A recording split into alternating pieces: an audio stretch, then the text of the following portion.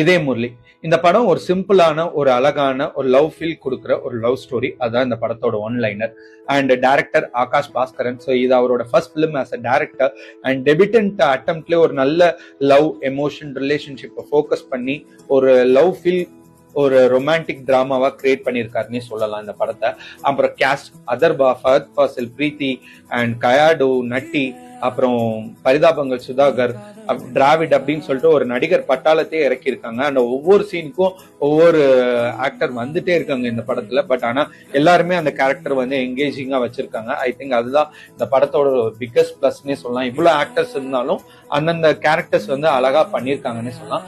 Then first of, so இதுல first ஒரு 15 to 20 minutes வந்து 90s மெமரிஸ் எல்லாத்தையும் திருப்பி நம்மளுக்கு கொண்டு வராங்க. அதுவுமே நல்லா கனெக்டா இருந்தது. அண்ட் அது அவங்களோட கேரக்டர்ஸோட பாண்டிங், எமோஷன்ஸ், இது எல்லாமே ரொம்ப நேச்சுரலா இருந்தது. எங்கேயுமே ஆர்டிபிஷியலா இருந்த மாதிரியும் எனக்கு தெரியல.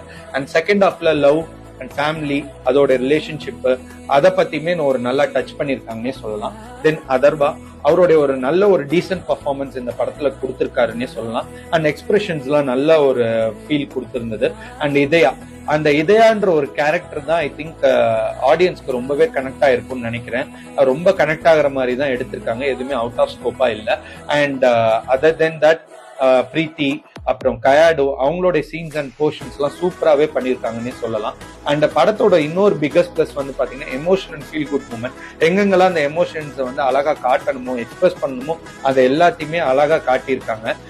Even though it's one sided love ஃபிலிமா எடுத்திருந்தாலுமே, ஆனா அதை காட்டுறதை எங்க காட்டணுமோ அழகா அதை காட்டி இந்த படத்தை இன்னமும் ஹைலைட் பண்ணியிருக்காங்க.